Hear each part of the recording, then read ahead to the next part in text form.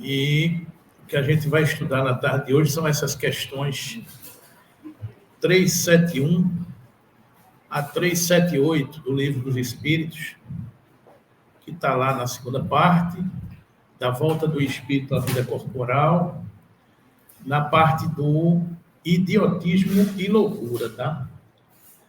Então, antes da gente adentrar propriamente nas questões do Livro dos Espíritos, dos conceitos espíritas, a gente deu uma procuradazinha na internet para a gente tentar contextualizar o que é que a gente entende como loucura, como é que a humanidade hoje, a ciência humana, compreende esse conceito de loucura, né? Já vou pedindo licença e dizer que eu não sou médico, não sou psicólogo, não sou um especialista da área de saúde. A gente apenas é um estudante, como todos vocês, da doutrina espírita, né? Então, enquanto estudantes da doutrina espírita, a nossa perspectiva é espírita. Então, é a visão espírita destes conceitos no caso de hoje, a loucura, idiotia e loucura, né? Mas, segundo as fontes humanas da ciência atual, loucura seria uma doença orgânica resultante do estado anormal do cérebro.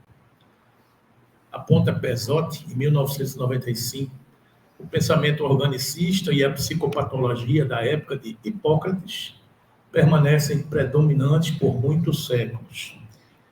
Passei em outros conceitos. Hipócrates, o pai da medicina, ele diz que a loucura é entendida como um efeito de desarranjo da natureza orgânica do homem, nas disfunções do humor, né, nas disfunções humorais. Tal concepção afasta a influência divina na loucura.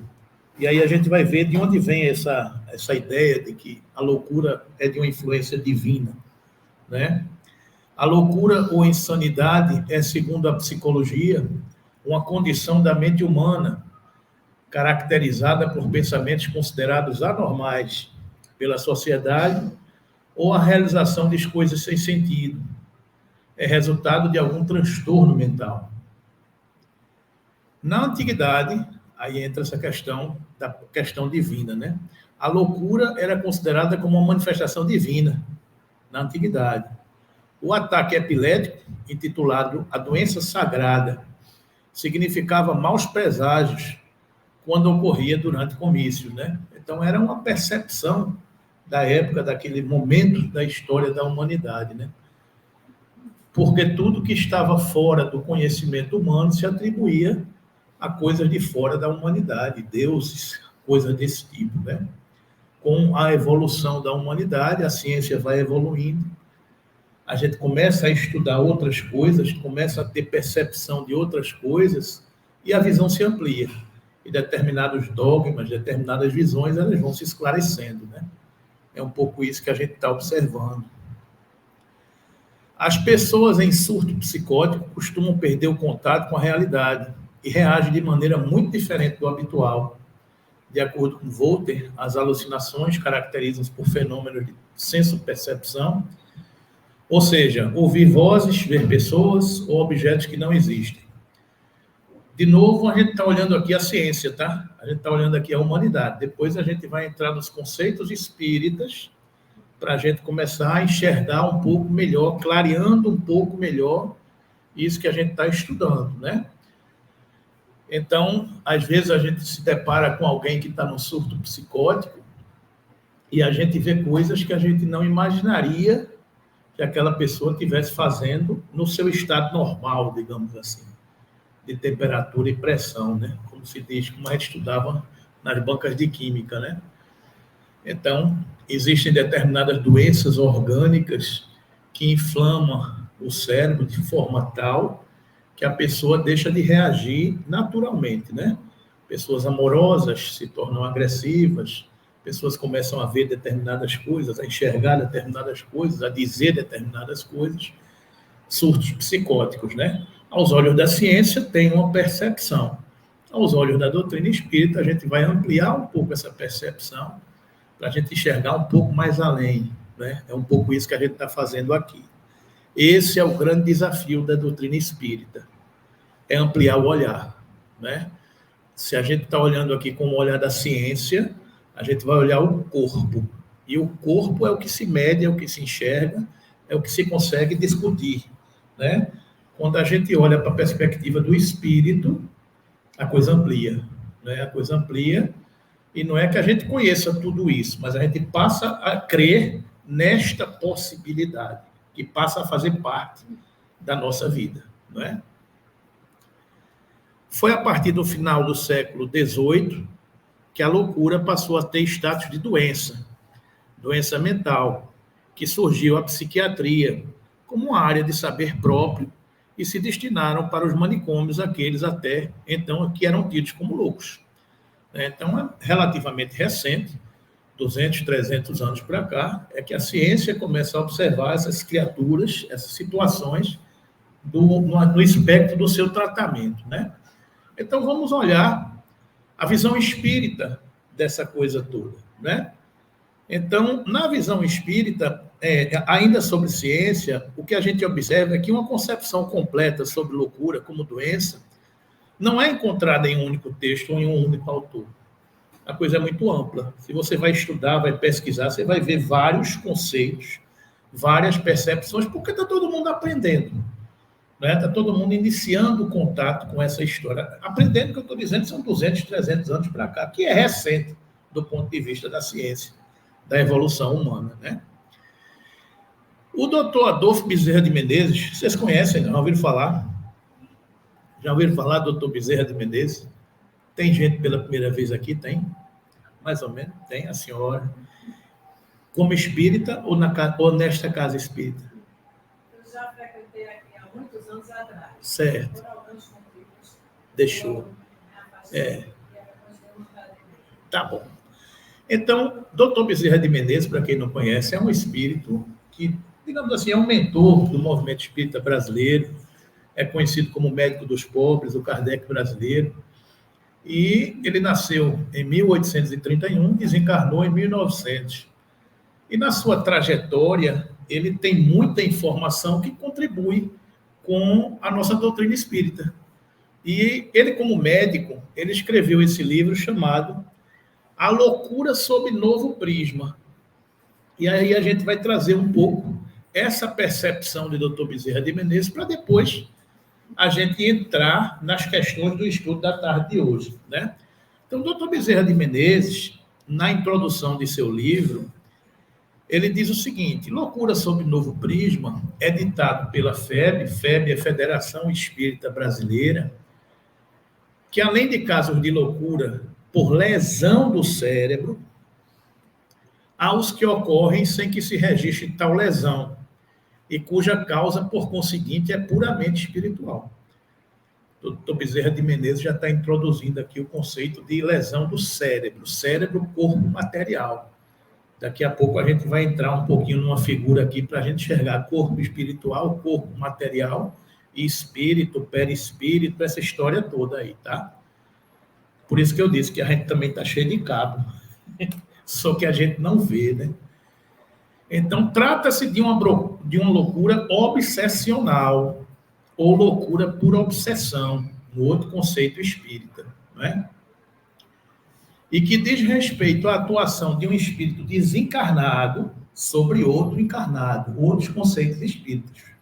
Nós somos espíritos, ele está falando aqui da influência de um espírito desencarnado, fora do corpo, em um espírito encarnado, que somos nós que estamos no corpo. Então, esta loucura obsessional é o objeto de estudo de Dr. Bezerra de Menezes neste livro, A Loucura sob o Novo Prisma. A obra do Dr. Adolfo Bezerra de Menezes é um estudo psíquico-fisiológico que mera hipótese de trabalho. É antes um estudo psíquico-fisiológico que mera hipótese de trabalho. Propõe-se resolver e resolve questões preliminares, as seguintes questões preliminares. Existe alma? É o primeiro aspecto que ele questiona, né? Existe alma? Qual a sua natureza? Né? Como se relaciona a alma com o corpo? Olha os cabos aí que a gente estava falando, né? Como se relaciona, como se interliga a alma com o corpo, né? Qual a origem do pensamento? Quais as relações do pensamento com o cérebro? Né? Então, são questões que Dr. Bezerra de Menezes, nesta obra, procura abordar para trazer luz para toda a humanidade, para a gente compreender determinadas situações, né? Como vemos, são questões de relevante interesse para a humanidade e que o autor coloca como essenciais ao objetivo da obra. Provar que há casos de loucura, e que não são poucos, cuja causa reside única e exclusivamente na envolvência persistente, acentuada e maligna que um espírito desencarnado exerce sobre a criatura humana. Isso é o que o Dr. Bezerra de Menezes está nos apresentando, não é?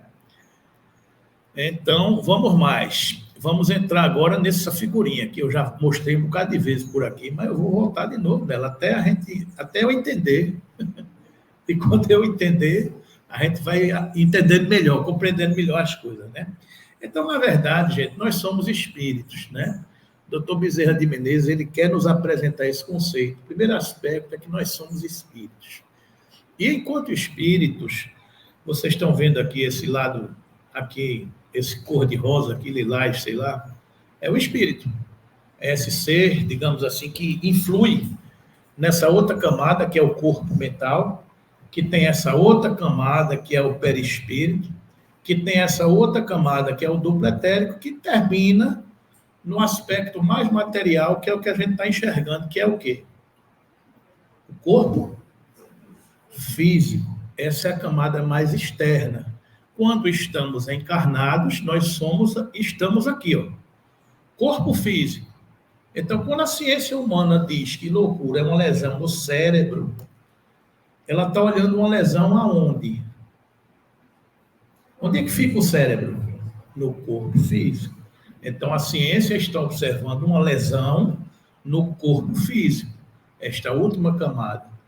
O que a doutrina espírita está nos apresentando é que, como um ser transdimensional, digamos assim, formado por várias camadas, enquanto espíritos, nós temos um campo intermediário chamado perispírito, que influencia o meu corpo físico.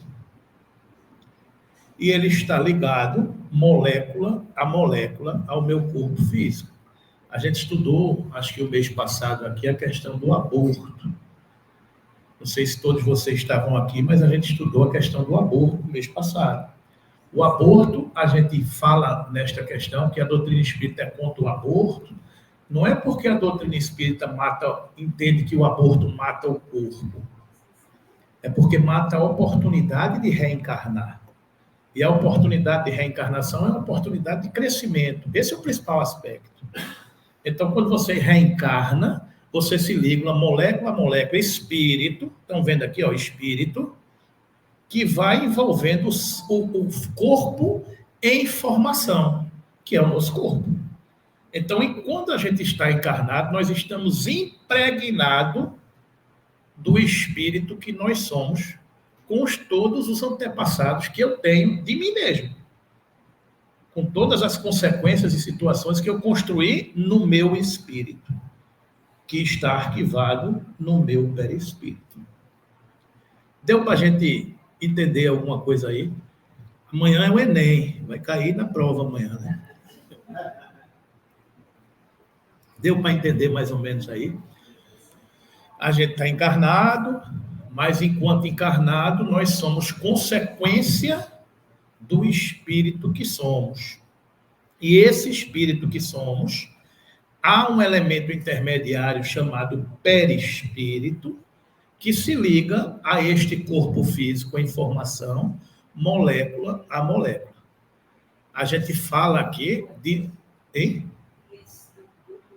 duplo etérico e corpo mental são campos intermediários entre o perispírito e o espírito e entre o corpo físico e o perispírito.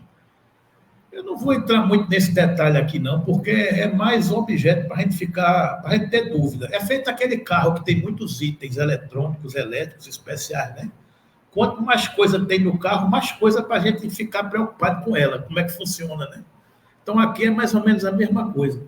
Tanto é que a doutrina espírita só fala de corpo, espírito e perispírito. Se a gente ficar com corpo, espírito e perispírito, tá bom. Depois já é uma camada a mais, 2 camadas a mais, né? Pois não. Atualmente, a ciência tem se dedicado duramente, muitas correntes contra a favor. Como o Espiritismo está encarando essa nova onda de inteligência artificial? Mas, rapaz, isso é outra palestra. Eu, inclusive, fiz uma palestra sobre isso, que eu sou da área de tecnologia da informação. E a pergunta, eu perguntei ao ChatGPT o que é que ele achava, como Kardec responderia sobre isso. E a resposta é sensacional. Mas, para resumir, eu vou dizer o seguinte, que tudo na natureza humana evolui. E inteligência artificial também é uma coisa que a humanidade tem evoluído. Que, sendo bem usado pelo homem, a gente chega lá. Mas eu vou fechar o parênteses para a gente voltar aqui, né? Não, porque tudo na humanidade, a humanidade serve a si própria. O progresso moral, ele decorre do progresso intelectual. Então, primeiro vem o progresso intelectual. Quando a gente descobre o bem e o mal, a gente cresce moralmente. São as 2 asas do progresso humano. Então, a inteligência artificial é um caminho para a humanidade também evoluir, para cuidar mais das coisas do espírito, deixando algumas atividades rotineiras e repetitivas para as coisas mais possíveis a serem alcançadas pelo desenvolvimento humano, como foi a roda, como foi a escrita, como foi um bocado de coisa aí, que tudo isso é inteligência. Mas, fecha parênteses, depois a gente conversa mais sobre isso aí. Nada. Então, vejam bem, a gente, quando fala aqui nesses corpos intermediários, meu irmão, duplo etéreo é uma camada onde fica armazenada o fluido vital, é o tanque das energias vitais que a gente carrega na nossa encarnação. Quando a gente desencarna, ele também desencarna junto com o corpo, ele não permanece junto com o corpo. O corpo mental é o que dá forma, é o que dá campo ao espírito, mas que é intermediário entre o perispírito. São detalhes, sutilezas de informações que a gente vai, com o tempo, caindo a ficha. Né? Por enquanto, vamos ficar corpo, elemento intermediário, perispírito, elemento material, corpo físico, né? Perispírito sendo o elemento intermediário entre um e outro, porque o perispírito, o corpo físico é de uma natureza, é natureza material, e o espírito é de natureza sutil, fluídica, tem que ter um elemento no meio, ligando um ao outro. Que elemento é esse? O perispírito. É um pouco isso aí, tá? Então, vamos mais. Tem essa outra figura aqui, que a gente diz o seguinte, nós somos um ser psico-biosocial, que interagimos e nos relacionamos nos 2 planos, no plano material e no plano espiritual. Isso é o que a gente é. Nós somos um corpo que tem o psico, que é o psiquismo nosso, tem o nosso corpo e tem as relações do mundo material e as relações do mundo espiritual. A resultante dessa história toda é como a gente vive. Eu sofro influência de mim mesmo, porque está lembrado que nós somos espíritos, e enquanto espírito eu sou antepassado de quem? De mim mesmo, não é isso? Então, se eu sou antepassado de mim mesmo, eu sofro influência minha, também do meu passado. Eu sofro influência do mundo material que eu vivo, das relações do mundo material, da família, do trabalho, da sociedade, das leis, dos costumes. O mundo material me influencia. O mundo espiritual, a gente, enquanto espírita, descobriu que ele se relaciona conosco. Então, eu também tenho influência de espíritos bons, espíritos ruins, dependendo da sintonia que eu estou sintonizando no meu dial, não é isso? A resultante de tudo isso, você, como diretor dessa empresa, chamado você mesmo, é o caminho que você vai tomar. Você vai se influenciar por você, pelo mundo, pelos espíritos. Você decide o caminho que você quer tomar, né? A vida que levamos, a direção é a nossa. Então, nós somos esse ser. E está tudo isso automatizado o tempo todo. Enquanto eu estou aqui, eu estou sofrendo a influência de mim mesmo, estou sofrendo a influência de vocês, porque vocês estão olhando Aí tem gente que balança a cabeça assim, tem gente que faz assim. Cada um que fizer assim, eu estou dizendo, rapaz, o cara não está gostando ali. Eu estou lendo o que ele está querendo dizer. Então, você está influenciando na minha percepção, né? O Espírito está aqui soprando, sabe? Diz isso aqui, diz assim, assado. Aí a gente muda o tema da palestra e fala de outra coisa.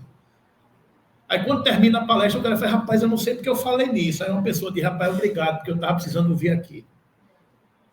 Ou seja, a gente está sendo instrumento de todo esse compêndio de relacionamento, que é o mundo que a gente vive. A gente está mergulhado nisso. Estão entendendo, gente? O que é que a gente é? A confusão que a gente é isso aí. Aí o mundo também influencia. Não é verdade? Nós somos esse ser, psíquico, bio, social, sensorial. Quando perguntarem a você o que você é, você diz, não, eu sou um ser psíquico, bio, social, sensorial. Aí o cara vai dizer, como é, rapaz? Aí você vai dizer, você está com tempo, né?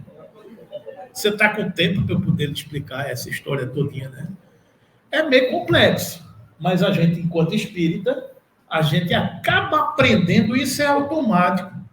Porque o desafio da doutrina espírita é a gente pensar como espírito no mundo material.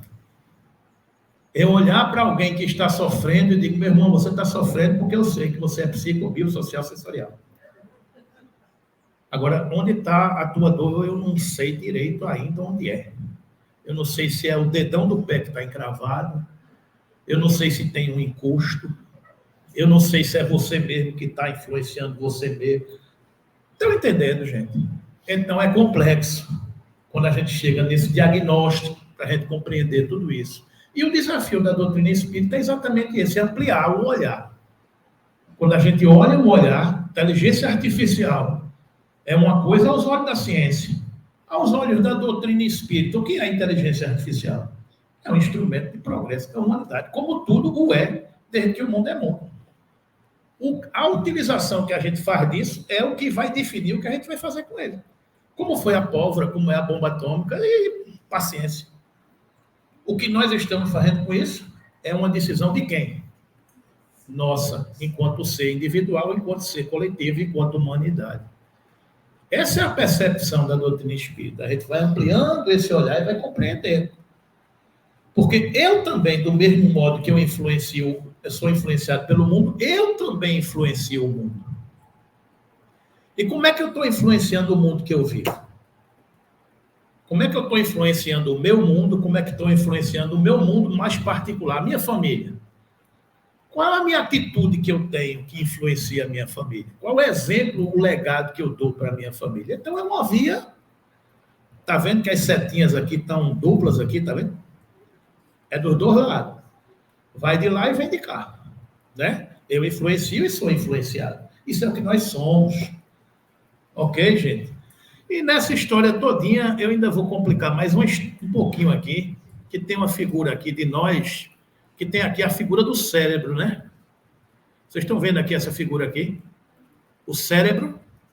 Aí tem aqui, ó, futuro, presente, passado, lobo frontal, lobo intermediário, cérebro inicial. Estão vendo aqui, lá de cá? Essa figura do lado de cá. É um pouquinho mais complicado, para a gente ficar mais perturbado ainda. É o cérebro triuno. Está lá no capítulo 3, 4 e 5 do livro Mundo Maior, de André Luiz. Que este capítulo aqui virou um livro chamado Cérebro Triuno, de 3 autores espíritas, Décio Andoli, doutor, hein? Ivênia Prado e um psiquiatra. Não é Sérgio outra coisa, Sérgio Lopes. Sérgio Lopes é o da glândula pineal, é outro psiquiatra. É outro Sérgio, sim, 2 Sérgio. É o Sérgio Gaúcho, é o psiquiatra. Pronto, é esse aí. Os 3 escreveram esse livro, o Cérebro Triuno, a partir deste capítulo do livro No Mundo Maior, que o mentor espiritual Calderaro, eu também sou apaixonado por esses nomes que André Luiz dá aos seus mentores, Calderaro, né? Então, explica isso, que no nosso sistema nervoso, ó, o cérebro, que a humanidade estuda, né? No nosso sistema nervoso, temos o cérebro inicial. repositório dos movimentos instintivos e sede das atividades subconscientes. Figuremos-lhe como sendo o porão da individualidade, onde arquivamos todas as experiências. Que experiências? De quem? Do espírito. E registramos os menores fatos da vida. Na região do córtex motor, zona intermediária, entre os lobos frontais e os nervos, temos o cérebro desenvolvido, consubstanciando as energias motoras de que se serve a nossa mente para as manifestações imprescindíveis no atual momento evolutivo do nosso modo de ser. Nos planos dos lobos frontais, silenciosos ainda para a investigação científica do mundo, jazem materiais de ordem sublime, que conquistaremos gradualmente no esforço de ascensão, representando a parte mais nobre de nosso organismo divino em evolução. Então, ele está colocando aqui, essas três partes, o lobo frontal, o futuro, o lobo intermediário, o presente, e o cérebro inicial, a base, o passado, que arquiva tudo na região cerebral, que corresponde ao psiquismo da mente humana, do espírito. Então, ele começa a dar pista para a humanidade de como a coisa funciona, né? E esse modelo aqui já foi descoberto pela ciência em 1971, por um estudioso cientista chamado Paul MacLean, se eu não me engano. MacLean, né? Ele foi que estudou esse modelo aqui do cérebro triunfo, 1971. E essa obra da doutrina espírita é 1950 e alguma coisa, né? Então, a espiritualidade vai sempre na frente, dando pista, e a ciência humana vai sendo intuída e vai indo atrás.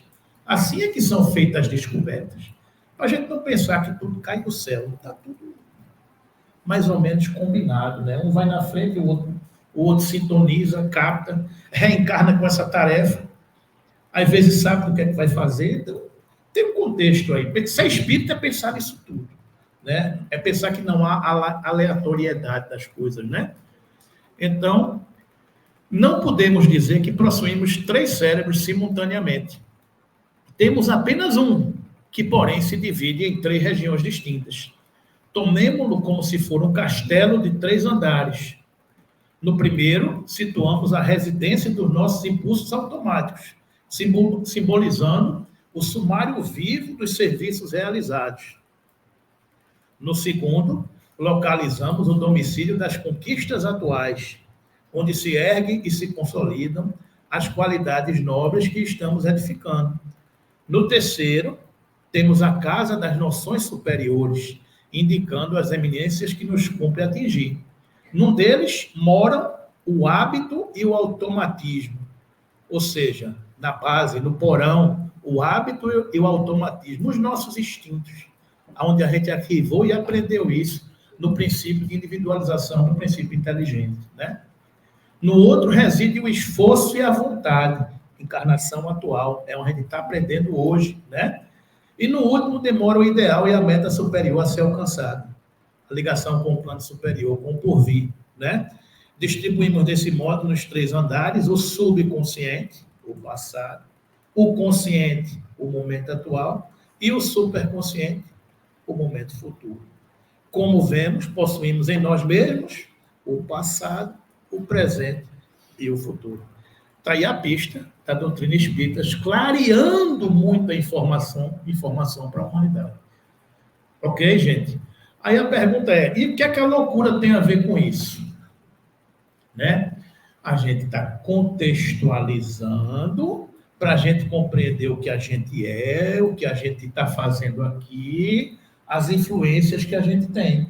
Para quando a gente lê as respostas, as perguntas e as respostas de Kardec, a ficha vai caindo, dizer, é por causa daquilo ali. Aí a gente vai entendendo, porque ser espírita é isso, é estudar, é amai-vos e instruí-vos. A gente estudando, a gente aprende e compreende as coisas que estão acontecendo, ok, gente? Então, vamos lá. Questão 371 do Livro dos Espíritos. Tem algum fundamento o pretender-se que a alma dos cretinos e dos idiotas seja de natureza inferior? Essa é a pergunta de Kardec aos espíritos. Com base no que vocês leram, o que é que vocês acham? Estudaram, que a gente ouviu aqui. O que é que vocês acham? Tem algum fundamento o pretender-se que a alma dos cretinos e dos idiotas seja de natureza inferior? Tem algum fundamento isso? O que é que vocês acham aí? Diga aí. Não? Nenhum. Eles trazem o quê? Almas humanas. Não raro, mais inteligentes do que supontes, mas que sofrem da insuficiência dos meios de que dispõem para se comunicar. Da mesma forma que o mudo sofre das impossibilidades de falar. Está caindo a ficha, gente. Nós somos o quê? Nós somos o quê? Vamos voltar para aquela figurinha lá. Nós somos o quê? Olha aqui. Nós somos um ser transdimensional. O corpo físico está aqui, ó. Corpo físico. Está tudo ligado aqui, ó. Os chakras, eu esqueci de falar. Os 7 chakras aqui, ó. O pineal, frontal, laríngeo, cardíaco, gástrico, esplênico e o genésico. Quando terminar a palestra, vocês vão aqui para aquela sala tomar passe. Vocês vão fazer o que na sala de passe? Vocês vão receber fluidos dos irmãos passistas, fluidos de 3 naturezas, dele, dos espíritos e do ambiente, que se soma A mais B mais C, e que entra no corpo perispiritual pelo duplo etéreo, o duplo etéreo aí, mas não vamos entrar nesse detalhe, não. Do irmão que está tomando o passe, e essa energia fluídica do passe beneficia, através do duplo etéreo, também do irmão que está tomando o passe, e que, como está tudo ligado, está vendo os fios aqui, um ligando o outro. Estão lembrados que quando São Berto tropeçou no fio, eu disse, a gente também tem fio, só que a gente não vê. Estão lembrados? São esses fios aqui, está tudo conectado, fluidicamente. Então, quando você está tomando o passe, você está recebendo este fluido e você vai se impregnando. Vai absorvendo, vai respirando, né? Aí vai envolvendo. Também. Você vai recebendo aquele fluido. E esse fluido beneficia o seu corpo físico. Por quê? Porque o fluido entra pelo corpo espiritual do irmão que está tomando o passe, e como o corpo espiritual dele está ligado no corpo físico dele, beneficia. Então, este ser espiritual não é um ser imperfeito. Ele apenas está usando um corpo que tem uma dificuldade. A dificuldade está aqui, no corpo físico. Não é isso, gente? Do mesmo jeito que o mudo tem uma dificuldade de falar, um louco tem uma dificuldade de manifestar o seu psiquismo. Por quê? Porque tem uma certa dificuldade na região cerebral que dificultou o corpo físico plasmado naquela encarnação.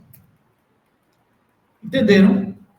Então, isso é que está sendo dito aqui, perguntado por Kardec e respondido pelos espíritos, né? Vamos lá. Tem algum fundamento pretender-se que a alma dos cretinos e dos idiotas é de natureza inferior? Nenhum. Eles trazem almas humanas, são todos espíritos, não raro, mais inteligentes do que se supõe, mas sofrem da insuficiência dos meios de que dispõem para se comunicar, da mesma forma que o mudo sofre da impossibilidade de falar. Aí vocês estão perguntando, mas por que o corpo dele é imperfeito naquela região? Isso aí é outra história. Aí é aquela história, eu vou dizer, peraí, tem muita história para eu poder responder, tem muitas variáveis. Tu quer que eu diga a resposta, o valor de X, mas tem X, Y, Z, W. A equação é complexa. Mas a gente só sabe que foi assim, né? Feito Chicó, né? Oi? Supõe-se. Como a gente é antepassado de nós mesmos, e como a gente viu em Calderaro que na base do nosso cérebro inicial estão os arquétipos, os nossos arquivos passados, Eu posso ter dado um tiro na minha cabeça na encarnação passada, e como o meu corpo físico está ligado no meu corpo espiritual, aquele projétil penetrou no corpo físico, mas afetou o corpo espiritual. E o arquétipo está lá. Então, aquele perispírito, quando plasma uma nova encarnação, ele plasma aquela nova encarnação com uma dificuldade para manifestar aquela região específica do físico naquele aspecto. Só a reencarnação, o amor, a perseverança vai regenerar aquela região perispiritual para que numa outra reencarnação ele não tenha mais aquele problema. O amor cobre a multidão de pecados, os nossos, inclusive. Entenderam, gente? Então, eu não estou dizendo que todo mundo que tem uma dificuldade mental é porque tem um tiro na cabeça, não é isso. O que eu estou dizendo é que pode ter sido algo semelhante. Pode ter pensado que não devia, pode ter usado muita droga, sei lá o quê. Mas afetou a sua região espiritual, que este perispírito, quando veio plasmar o corpo físico que ele usa hoje, dificultou a ligação. É o que ele está dizendo aqui, né? Que objetivo visa a providência criando seres desgraçados como os cretinos e os idiotas? Aí ele vem questionar a justiça de Deus, né? Kardec faz, olha, aí, e qual é o fim desse negócio? Aí os espíritos chegam e dizem, olha, os que habitam os corpos dos idiotas são espíritos sujeitos a uma punição. Lei de causa e efeito. Quem com ferro fere, com ferro será ferido. Pedro, Pedro, embainha a tua espada. Quem com ferro fere, com ferro será ferido. A lei de causa e efeito. Sofre por efeito do constrangimento que experimentaram e da impossibilidade em que então estão de se manifestarem mediante órgãos não desenvolvidos ou desmantelados, mal plasmados, não é isso? Por aquele perispírito. Ok, gente? Não há, pois, fundamento para dizer-se que os órgãos nada influem sobre as faculdades, aquela história mão e contramão, né? Nunca dissemos que os órgãos não têm influência. Tem-na muito grande sobre a manifestação das faculdades, mas não são eles a origem destas. A faculdade, a origem da faculdade está onde, gente? No espírito. Não está no corpo físico. Aqui o celular influenciando a mim neste momento. Então, a origem está no espírito, não está no corpo físico. Aqui está a diferença. Um músico excelente, com um instrumento defeituoso, não dará a ouvir uma boa música. O que não fará que deixe de ser um bom músico. Se um excelente violinista pega um violino quebrado, ele vai fazer um bom concerto? Não. Mas ele deixou de ser um bom violinista? Não. A arte e o talento é dele, mas ele não pode manifestar aquele talento porque o instrumento está quebrado. O corpo é o quê? É um instrumento de manifestação de quem? Do Espírito. Está clareando, gente? A história? Então, vamos lá. Kardec comenta, importa se distinga o estado normal do estado patológico. No primeiro, o moral vence os obstáculos que a matéria lhe opõe. No estado normal, o moral vence os obstáculos que a matéria lhe opõe. Há, porém, casos em que a matéria oferece tal resistência que as manifestações anímicas ficam obstadas ou desnaturadas, como no de idiotismo e de loucura. Há, porém, casos em que a matéria do corpo físico oferece tal resistência que as manifestações anímicas ficam obstadas ou desnaturadas, como no idiotismo e de loucura. O corpo tem um defeito. A manifestação está bloqueada. São casos patológicos e não gozando nesse estado a alma de toda a sua liberdade, a própria lei humana a isenta de responsabilidade de seus atos. Ele não é responsável pelos seus atos, porque ele não tem consciência do que ele está fazendo. É isso que Kardec está dizendo aqui, né? Qual será o mérito da existência de seres que, como os cretinos e os idiotas, não podendo fazer o bem nem o mal, se acham incapacitados de progredir? É uma expiação decorrente do abuso que fizeram de certas faculdades. É um estacionamento temporário. Ele está respondendo por aqueles atos. Ele está cumprindo esta pena aprisionado neste corpo, com determinado defeito. Ok, gente? Pode assim o corpo de um idiota conter um espírito que tenha animado um homem de gênio em precedente existência? Olha aí a história do progresso moral e de um progresso intelectual, né? Certo, o gênio se torna, por vezes, um flagelo quando dele abusa o homem. Às vezes você pode ser um gênio e abusa dessa faculdade de ser gênio e dificulta a sua caminhada, a sua jornada. A história da inteligência artificial. O que é que a gente vai fazer com os talentos que a gente está recebendo? Se a gente usa mal, a gente vai responder por ele. Não é isso?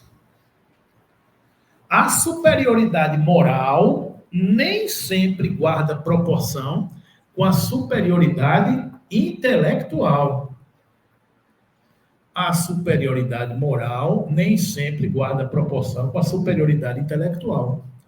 Se a gente estudar a Lei de Progresso, acho que é o capítulo 7 do Livro dos Espíritos, terceira parte, a gente vai estudar isso aí, a gente vai ver isso, que a gente às vezes se admira porque é uma sociedade que já descobriu muita coisa, já evoluiu em muitos aspectos, mas somos apenas uma sociedade desenvolvida intelectualmente. Nós somos apenas uma sociedade esclarecida, que demos o primeiro passo rumo ao nosso progresso. Qual é o segundo passo? Sermos uma sociedade moralmente evoluída. Nós somos uma sociedade esclarecida. Não quer dizer que a gente seja uma sociedade moralmente evoluída. A superioridade moral nem sempre guarda proporção com a superioridade intelectual. A superioridade moral, o progresso moral é decorrente do progresso intelectual.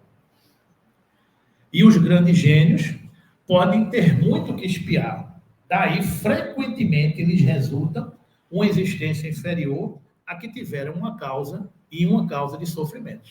Usou mal, vai responder numa outra existência.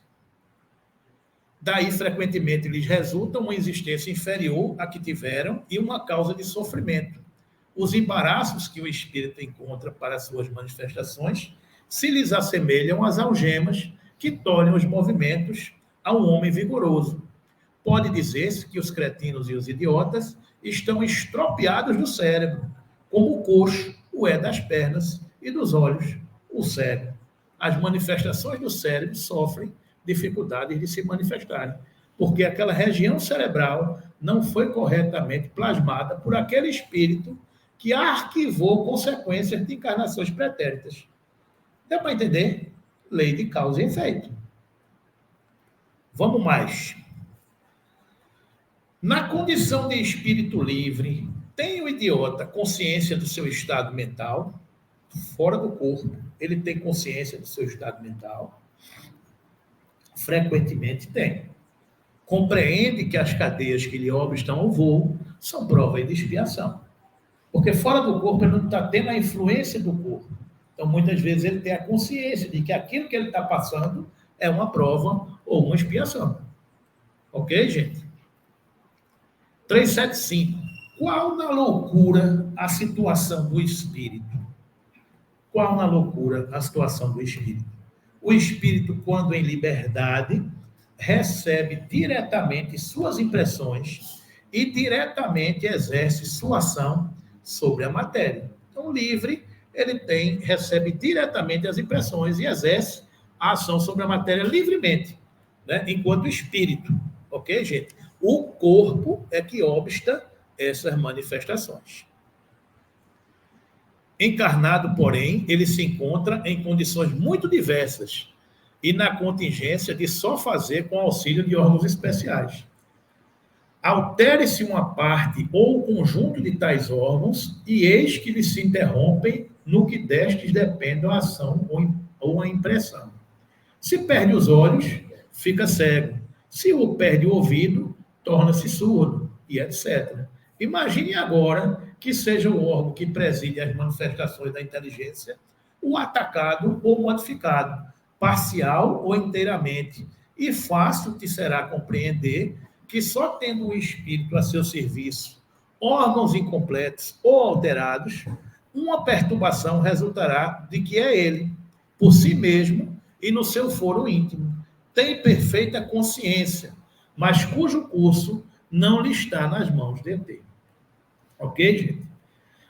Exatamente.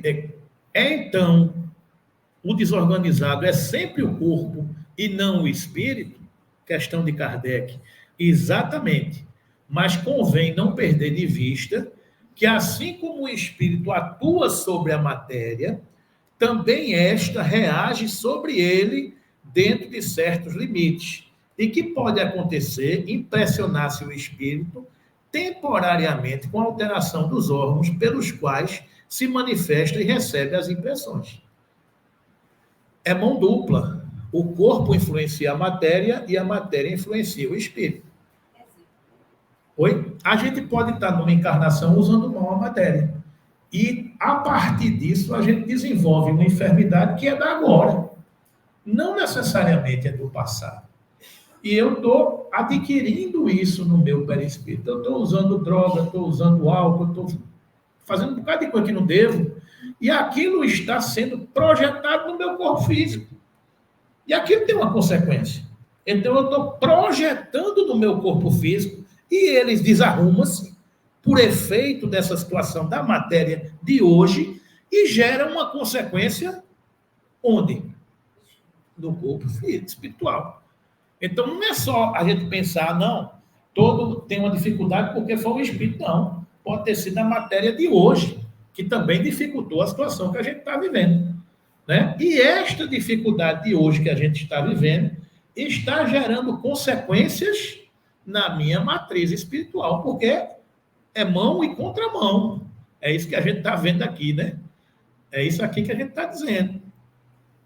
Pode mesmo suceder que, com a continuação, durando longo tempo a loucura, a repetição dos mesmos atos acabe por exercer sobre o espírito uma influência.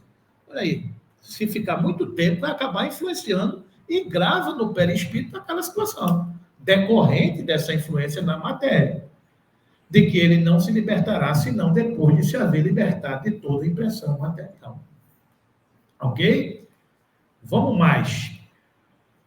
Por que razão a loucura leva o homem, algumas vezes, ao suicídio? Né?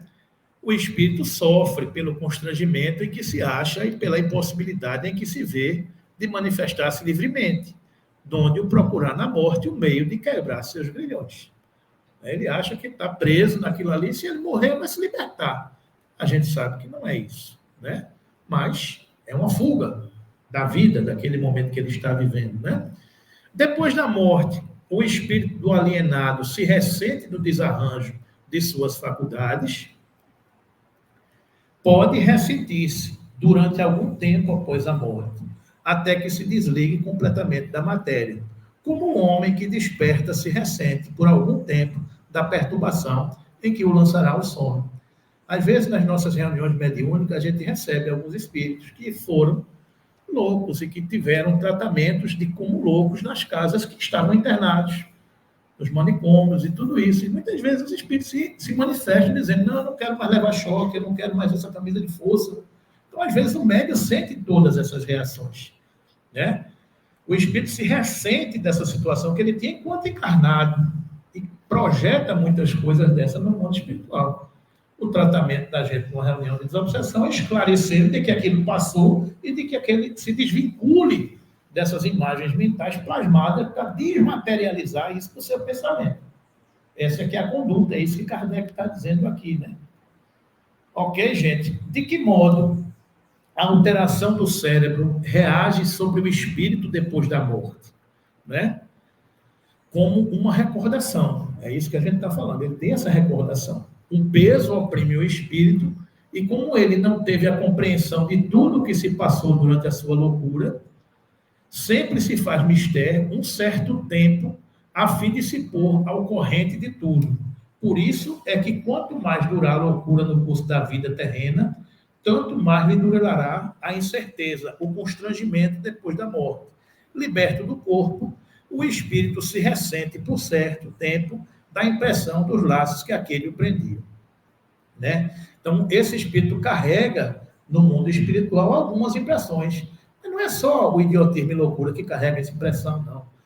Todas as situações dos espíritos na matéria, os espíritos carregam muitas impressões que, com o tempo, ele vai se desmaterializando, se desvinculando de determinadas situações, né? Pois não, meu irmão? Em caso de comas profundo, muito profundo mesmo, Obrigado. é acidentada do carro, e acontece de entrar não em óbito, mas Obrigado. Morte cerebral. Sim.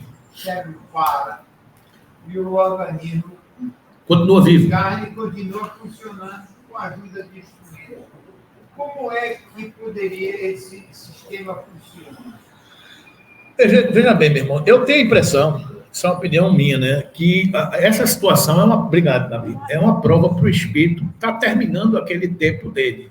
Já que ele fez tudo isso aí, por que eu vou desencarnar agora se eu posso terminar nessa condição aqui? Para não ter como continuar de novo. Né? Então ele está preso àquele corpo ali, resgatando, tudo é a lei de Deus. A doutrina espírita nos faz compreender que tudo tem um mecanismo superior. Então, se eu estou passando, padecendo por alguma prova daquela natureza, a prova para você e a prova para a família que está envolvida naquilo também. Né? Então, tudo tem um propósito. Né? Se você está passando por aquela manifestação, alguém está resgatando alguma coisa, ou todos estão resgatando alguma coisa. Né? Então, Deus não dá ponto sem nó. Tudo nos mecanismos da existência tem um propósito de existir, ou meu, ou da família, ou de todos, ou da humanidade. Né? Mas é por aí, tudo tem uma razão de ser e de existir. Né? O negócio é a gente não se tornar contrário e se revoltar contra isso, porque aí a gente vai sofrer mais. Né? Mas vamos lá, para concluir. Estudo nesse aspecto da loucura sob novo prisma. A gente está estudando aqui, estudou a semana passada, a questão das obsessões. E a gente estudou as obsessões no Evangelho. Né? Então, por exemplo, a gente traz aqui para a gente interpretar, dizendo que pululam em torno da Terra os maus espíritos. Ou seja, existe uma população de, 30 bilhões de espíritos no planeta Terra. Se alguém me perguntar onde foi que eu contei, eu não contei, não. Mas dizem que são mais ou menos 30 bilhões de espíritos que estão no planeta Terra. 8 bilhões, mais ou menos, encarnados. E mais ou menos 22 desencarnados. Emmanuel nos fala sobre isso.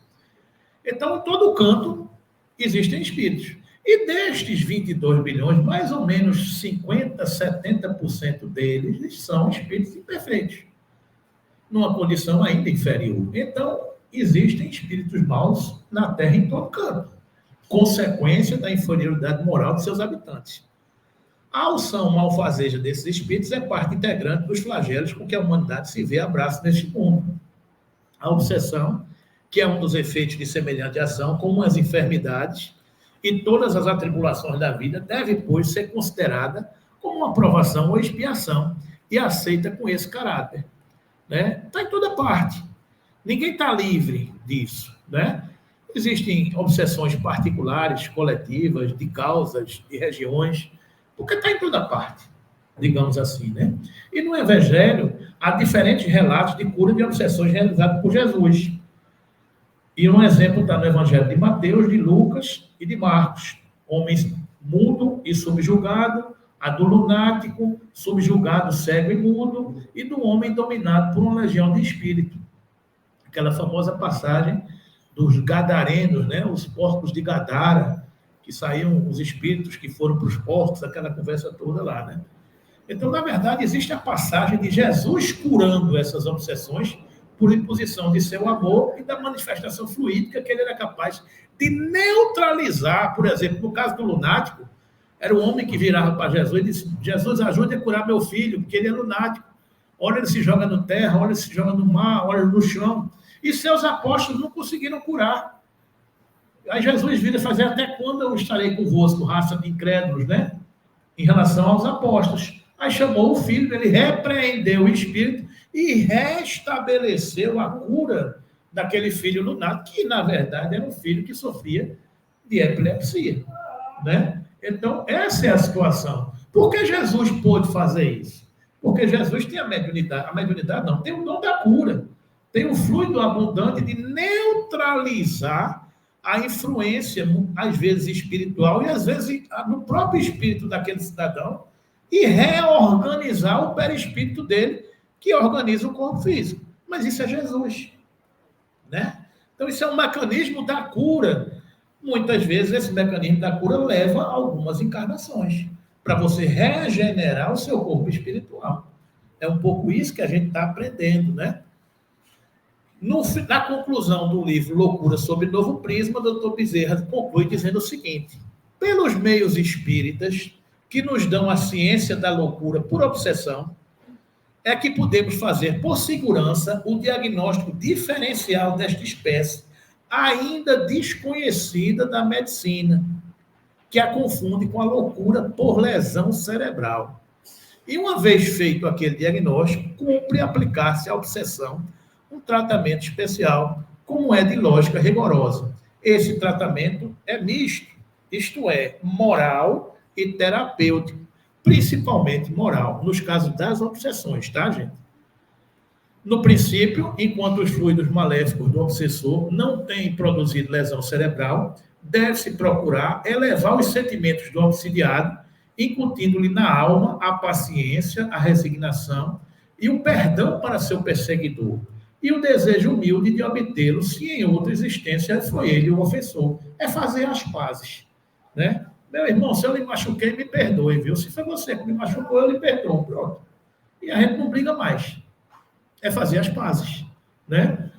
Alcançado esse desiderato pela evocação do espírito encarnado, deve-se evocar o obsessor e trabalhar com ele no sentido de removê-lo da perseguição, fazendo conhecer a lei pela qual terá de pagar em dores todas as que tem feito sua vítima sofrer, sem o que jamais poderá tomar a via que conduz às regiões de felicidade. É esclarecer os dois lados do problema, né? Como vimos, só uma em 20 e tantos anos casos foi malogrado nosso esforço nesse sentido. Em todos os demais, alcançamos a cura completa dos obsidiados e a regeneração de seus obsessores. O Dr. Bezerra dizendo que nas reuniões de desobsessão que ele participou, ele conseguiu êxito nos tratamentos dessas curas, né? E ele conclui dizendo: quando, porém, a ação fluídica do obsessor tem castigado por muito tempo o aparelho material da vítima, produzindo lesões orgânicas em uma ou mais vísceras, o tratamento deve compreender a moralização acima prescrita, quer do obsidiado, quer do obsessor, e, conjuntamente, as aplicações terapêuticas para a cura das lesões orgânicas. Estão entendendo aqui, gente? Então, não é só o caso da cura espiritual. Aqui ele está falando da terapêutica do corpo físico, né? Ele está sugerindo o passe, mas por isso que tem psiquiatra, tem psicólogo, que é tratamento. É por isso que quando tem uma enfermidade desse tipo, a gente tem que atacar com o Exército, Marinha, Polícia, Aeronáutica e Bombeiro, né? É todo mundo, como diz Jorge Larrado, é Polícia, Exército, Marinha, Aeronáutica, Polícia e Bombeiro. Quem é? É o psiquiatra, o psicólogo, a família, os amigos e a fé. É a abordagem multidisciplinar. Porque quando a lesão chega no corpo físico, tem que tomar remédio. Você está com dor de dente, você tem que tomar remédio. Não é? Está no campo psicológico, tem que ter um psicólogo para poder encaminhar o tratamento, a abordagem terapêutica. A fé cobre a multidão de pecados. A fé te curou. Você precisa desse antídoto da fé para te fortalecer. Precisa da família, que é teu suporte. Precisa de teus amigos, porque estão presentes para te fazer valer a pena viver. Então, é por isso que a abordagem tem que ser multidisciplinar. A gente vai aprendendo essas coisas dessa maneira. Não é? Não adianta você chegar e dizer: não, vou levar para a casa espírita, não precisa mais ir no médico, não. Não, quem foi que disse a você? De jeito nenhum. A abordagem tem que ser multidisciplinar. Não é isso, gente? Então, esse é o ponto. Em geral... Oi? Nessa época, já era abuso usual, eletrochoques? Que época? Eletrochoques. Ah, não. Aqui nesse tratamento falava-se disso, né? Falava-se disso. Nesta época, às vezes, aparecem espíritos nessa situação. Mas tem muitos profissionais que ainda recomendam isso, né? Então, é um tratamento do corpo, né? É diferente, né? Então, são situações e situações. Com o progredir da humanidade, a gente não é Jesus para chegar para o lunático e dizer, se afaste. A gente não é Jesus para chegar naquele o louco do homem de Gadara e dizer, afasta-te, que somos uma legião, porque somos muito. A gente não tem força moral para isso. Se Jesus foi colocado nos apóstolos, não tiveram a capacidade dos apóstolos, que Jesus deu força moral para ele, quanto mais nós. Né? Então a gente não tem essa capacidade de dizer, se afaste, o cara vai rir na minha cara, quem é tu que tá? Jesus eu conheço, Paulo também, os apóstolos também, e tu quem és? Eu sou Zé Buchudo, né? Então, vamos lá. Em geral, esta parte da cura, mesmo quando o perseguidor tem abandonado sua vítima, é longa, porque se tem de reconstruir quase todo o organismo. É o perispírito, é a cura do corpo físico, né? Perseverança e fé vencerão todas as dificuldades, como acontece sempre que combatemos uma enfermidade inveterada por longo abandono, né? Perseverança e fé. Ok, meus irmãos, o que mais sobressai destes casos de obsessão, cuja causa já foi removida, é a depressão cerebral, é a marca que fica no corpo espiritual, né? Que leva o indivíduo a uma indiferença desesperadora. Perseverança e fé, e tudo cederá, e a reação, embora lenta, coroará nossos esforços. E para concluir, eu vou trazendo essa frase aqui de Manuel Filomeno de Miranda, que diz, na raiz de todas as enfermidades que sitia o homem, encontramos no desequilíbrio dele próprio a sua causa preponderante. Ok, gente? Então, tudo é consequência da nossa existência, do ser que nós somos.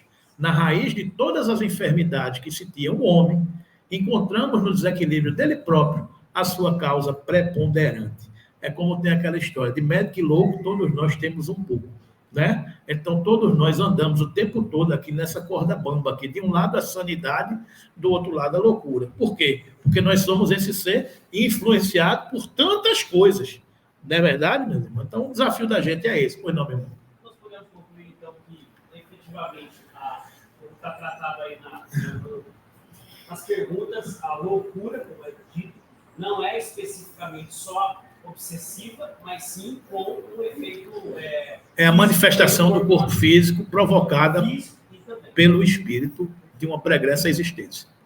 Né? Então, tudo tem uma consequência. Né? Tudo está no espírito. Né? Como diz Emmanuel, toda a realidade é do espírito. E toda paz é da compreensão do reino de Deus e de sua justiça. O resto é detalhe para a gente conversar sobre isso. Toda realidade é a do espírito. E toda paz advém da compreensão do reino de Deus e de sua justiça. Então, tudo. Está tudo nesse espectro. Quando a gente entende espírito, entende nosso passado, nosso presente, nosso futuro, as leis que regem essa relação, a lei de Deus, que visam o amor e o progresso, aí a gente vai fechando a compreensão. É por isso que a gente dizia no começo, que o grande desafio do espírita é pensar em espírito no mundo material. Né? Então, esse aqui é o desafio que a gente tem, né? Então, vamos para frente. Ok, gente? Então, que Jesus nos abençoe. Vamos encerrando esse estudo da tarde de hoje, pedindo ao Senhor Jesus muita paz, muita tranquilidade para a humanidade,